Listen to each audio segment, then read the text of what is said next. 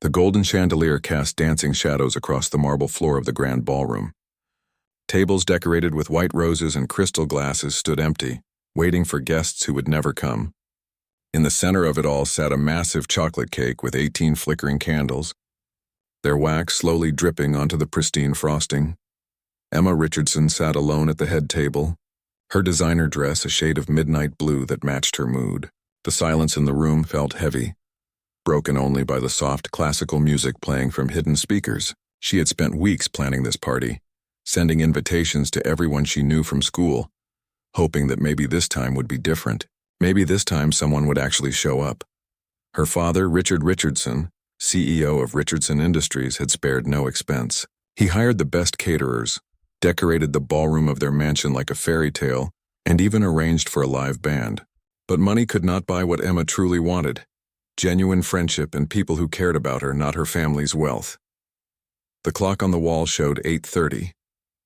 The party had officially started an hour ago. Emma's phone sat silent on the table beside her untouched plate. No messages, no calls, no apologies from classmates who had promised to come. She knew they were probably at Jessica's pool party across town. The same Jessica who had made it clear that Emma was not welcome in their social circle. Emma picked at her food, remembering how excited she had been when she woke up that morning. 18 years old today, officially an adult.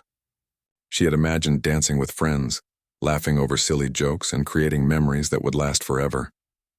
Instead, she found herself surrounded by empty chairs and the echo of her own disappointment. The staff moved quietly around the edges of the room, pretending not to notice her situation. Maria, their longtime housekeeper, had given her a sympathetic smile earlier, but even that small gesture of kindness felt like pity. Emma wondered if this was how her life would always be, beautiful on the surface but hollow underneath. Her father had left for an emergency business meeting just before the party started, promising to return soon. Emma knew he meant well, but his absence tonight felt like another reminder of how work always came first in the Richardson family. Her mother had passed away when Emma was 12, and since then, the house had felt more like a museum than a home. As the minutes ticked by, Emma began to realize that perhaps expecting anything different had been foolish. She had spent her entire life being the rich girl that everyone whispered about but nobody really knew.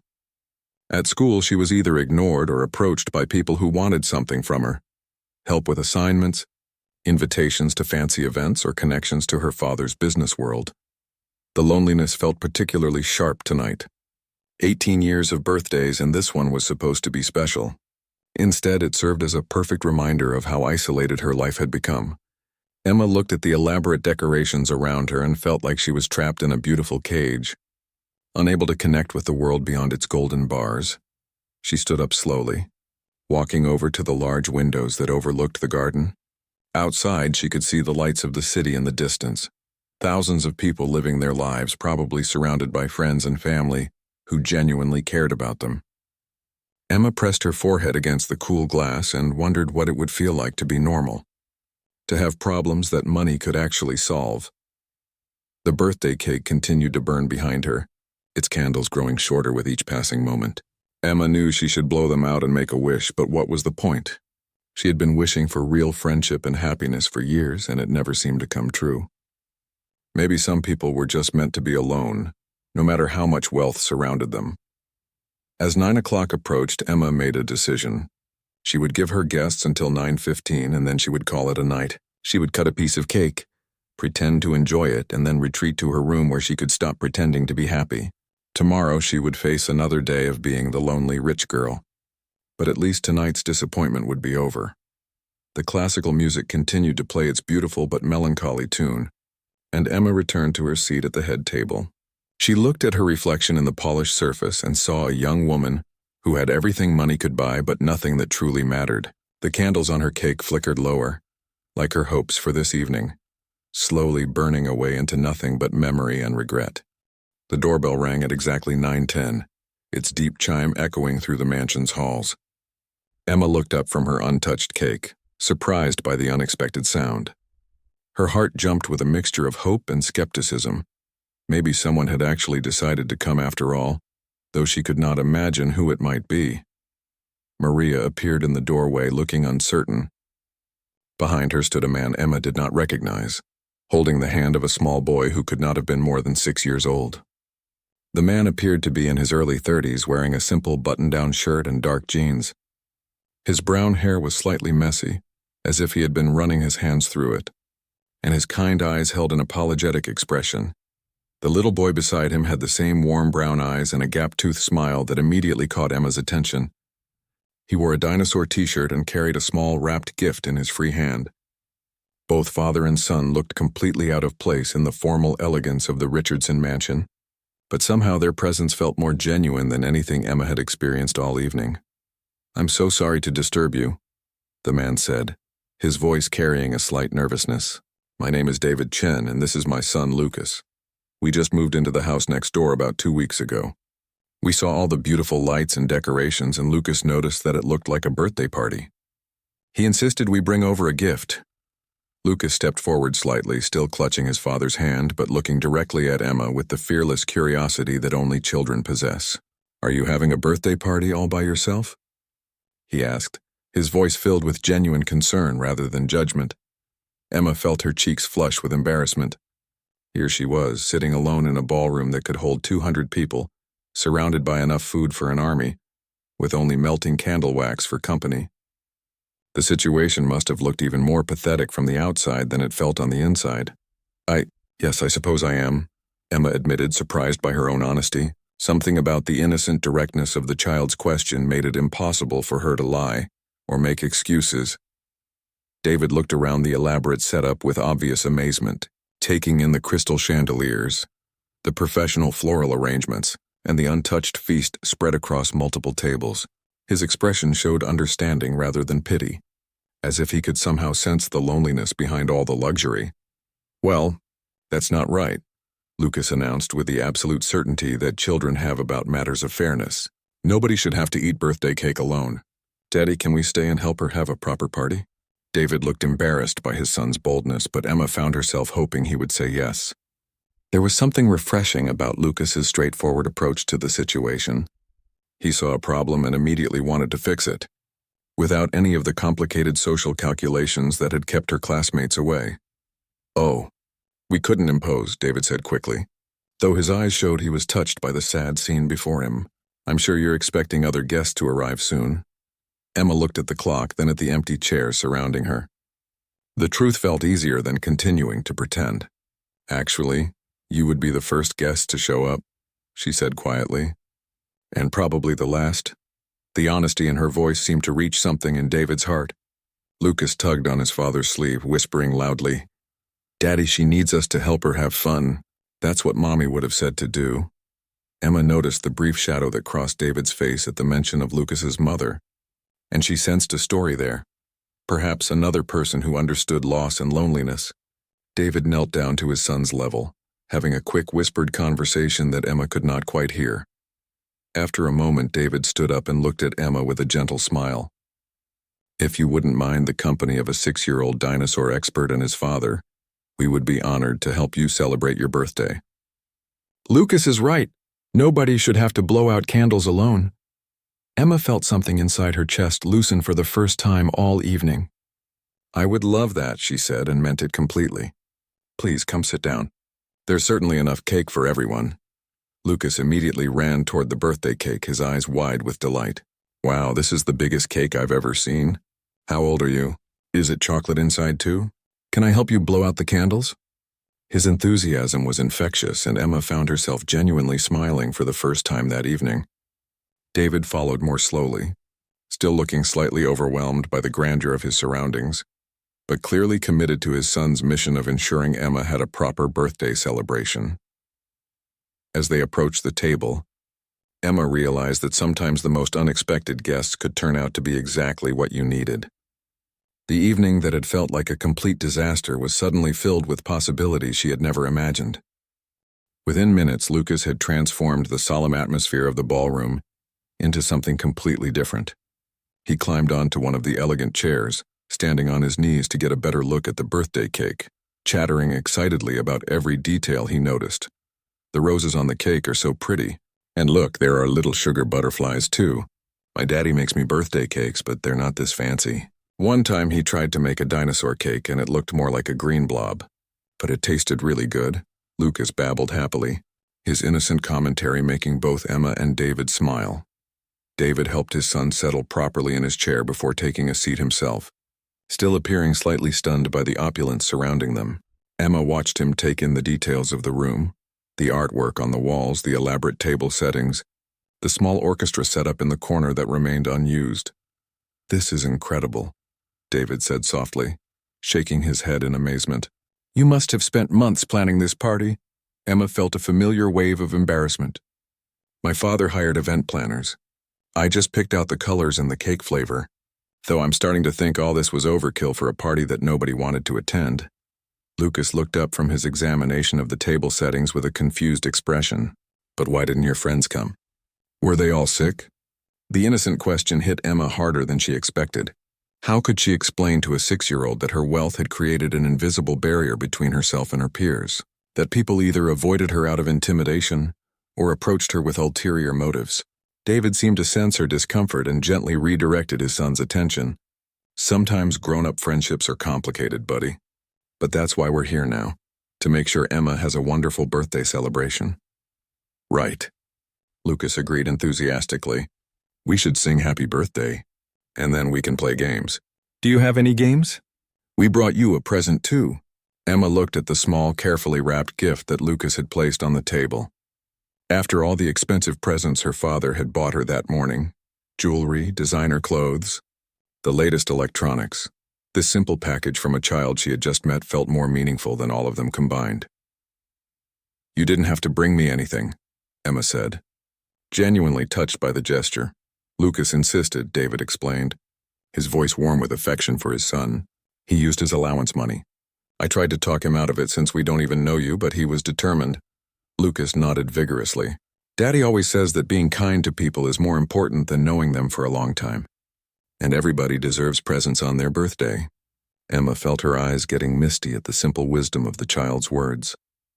Here was a little boy who had never met her before tonight, yet he had spent his own money to buy her a gift, simply because it was the right thing to do. Meanwhile, people she had known for years could not even bother to show up or send a text message. "Should we light the candles again and sing?" David asked, noticing that several of the candles had burned down completely during Emma's long wait. "Yes." Lucas clapped his hands together. "But first, Emma, you have to make a wish. A really good one." As David found new candles to replace the burned-out ones, Emma reflected on what she would wish for. All evening she had been thinking about wishing for friends, for acceptance, for people who would genuinely care about her. But looking at Lucas's excited face and David's kind eyes, she realized that maybe her wish had already started coming true in the most unexpected way. The three of them gathered around the cake as David relit the candles. Lucas insisted on counting them out loud, holding up his fingers to keep track. When he reached 18, his eyes grew wide with amazement. "Wow, you're really grown up." "Daddy, she's even older than Mrs. Peterson next door." David laughed, and the sound filled the empty spaces of the ballroom with warmth that no amount of expensive decorations could provide. "Lucas, it's not polite to discuss a lady's age. But Daddy, 18 isn't old. My teacher, Miss Sarah, is 25, and you said she was young." Emma found herself laughing too, the first genuine laughter she had experienced in weeks. There was something liberating about Lucas's complete lack of filter and his innocent observations about the world around him. As they prepared to sing, Emma looked around at her two unexpected guests and realized that this moment felt more real and more precious than any elaborate party she had ever imagined. Sometimes the best celebrations came from the most unlikely sources, and sometimes what looked like the worst birthday ever could transform into something beautiful with the right kind of company. Lucas's version of happy birthday was enthusiastic but completely off-key, and he insisted on adding his own creative verses about cake and dinosaurs.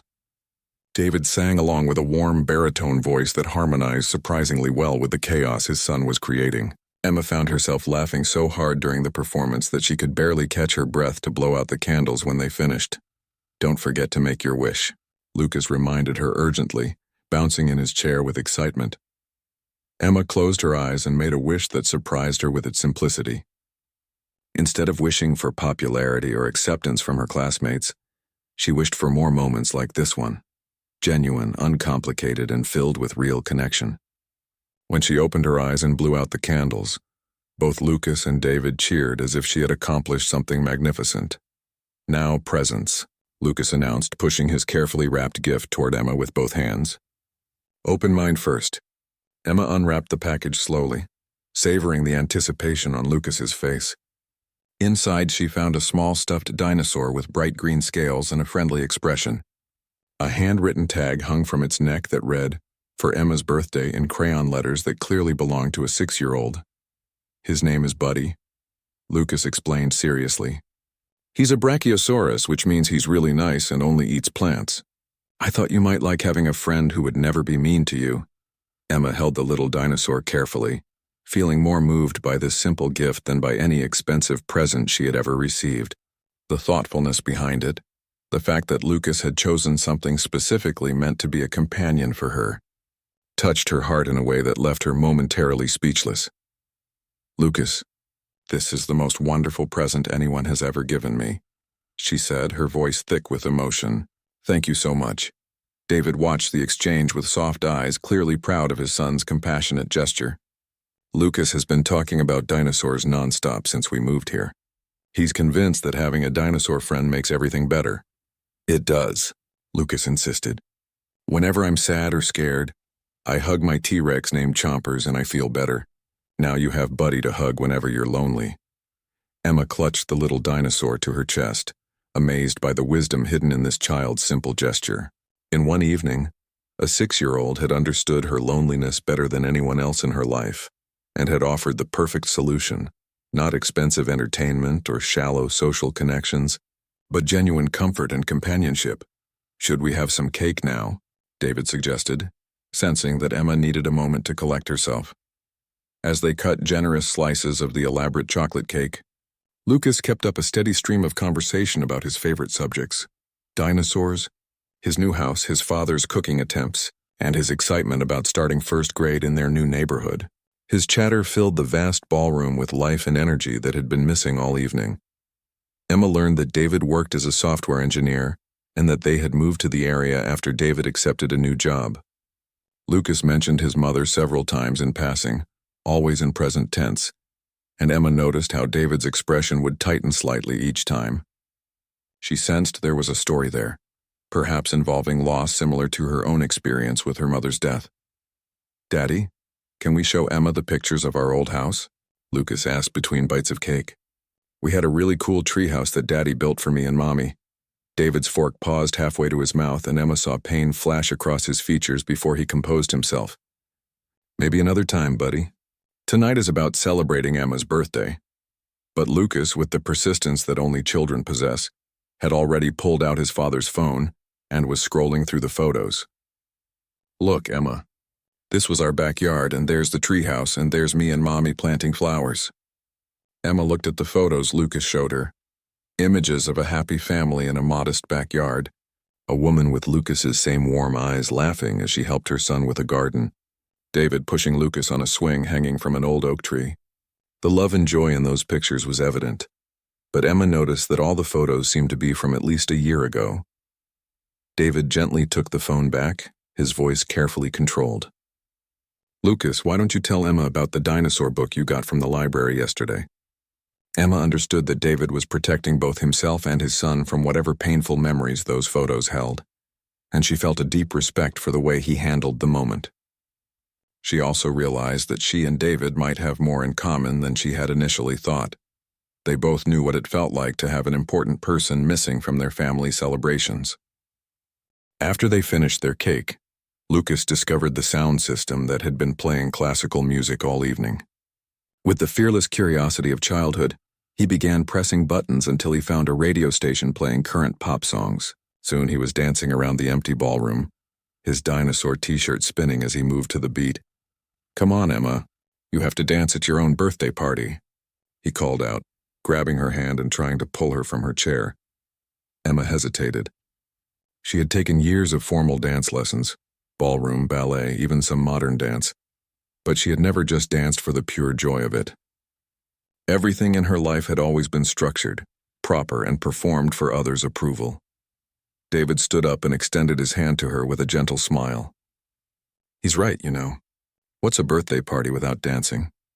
Something about the combination of Lucas's infectious enthusiasm and David's encouraging presence gave Emma the courage to let go of her usual self-consciousness.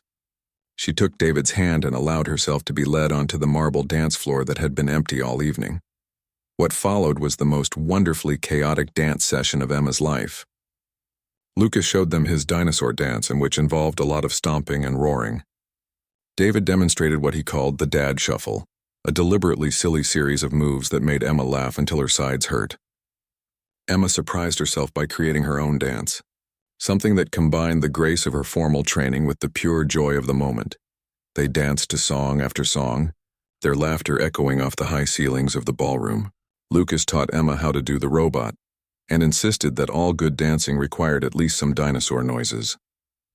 David proved to be a surprisingly good dancer when he let himself relax, leading Emma through an impromptu waltz to a slow song that came on between the upbeat numbers. During that waltz, as David's hand rested gently on her waist and they moved together across the polished floor, Emma felt something she had never experienced before. It was not the desperate need for acceptance that had driven her relationships with her peers, nor the formal politeness that characterized most of her interactions with adults. It was something warmer and more natural, a genuine connection with another person who saw her as she really was, not as the wealthy CEO's daughter or the lonely rich girl, but simply as Emma. "You're a wonderful dancer," David said softly as they moved to the music. "Much better than my usual partner." He glanced over at Lucas, who had sprawled dramatically on the floor, claiming that his dinosaur dance had worn him out. "I've had a lot of lessons," Emma admitted, "but I've never enjoyed it this much before." "Sometimes the best experiences happen when we stop trying so hard to make them perfect," David observed, and Emma sensed he was talking about more than just dancing. As the song ended, Lucas bounced back to his feet with renewed energy. "This is the best party ever. Emma, do you have any games we can play? Or maybe we could explore the house. I bet it has secret passages." Emma looked around at the ballroom that had felt like a prison of loneliness just hours before. Now it was filled with laughter, music, and the kind of authentic joy she had been searching for her entire life. She realized that the evening had become everything she had hoped for, just not in the way she had expected. "We could play hide and seek," she suggested, surprising herself with the spontaneous idea. "This house has lots of good hiding places." Lucas's eyes lit up with excitement, and even David looked intrigued by the prospect of exploring the mansion. As they discussed the rules of their game, Emma heard the sound of a car in the driveway. Through the large windows, she could see her father's Mercedes pulling up to the house. Richard Richardson entered the ballroom a few minutes later, clearly expecting to find his daughter surrounded by her school friends. Instead, he found her on the floor playing with a little boy, while a strange man helped them set up what appeared to be some kind of elaborate game involving the furniture.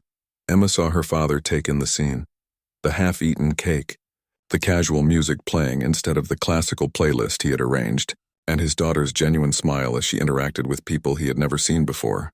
His expression showed confusion, concern, and perhaps a touch of something that might have been relief. "Emma," he said carefully, "I see your party took an unexpected turn."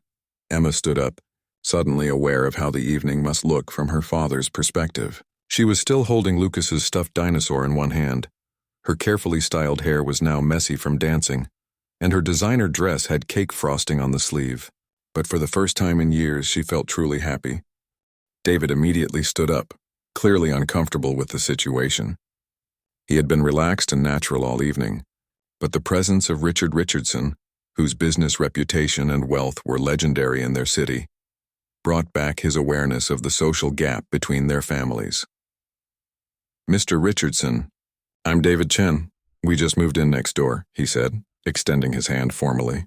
"I apologize for intruding on your daughter's party. We were just leaving."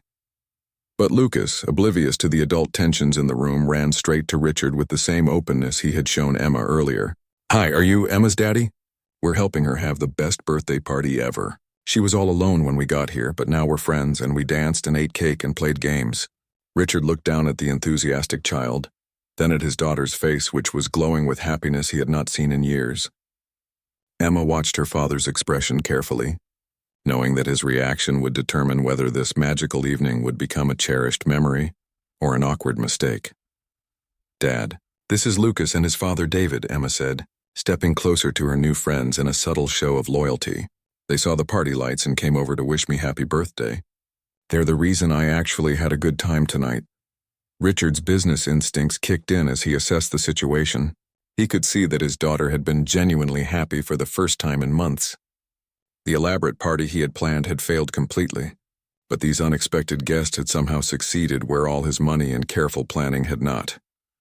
"Well," he said finally, his voice warming slightly, "anyone who can make Emma smile like that is welcome in our home.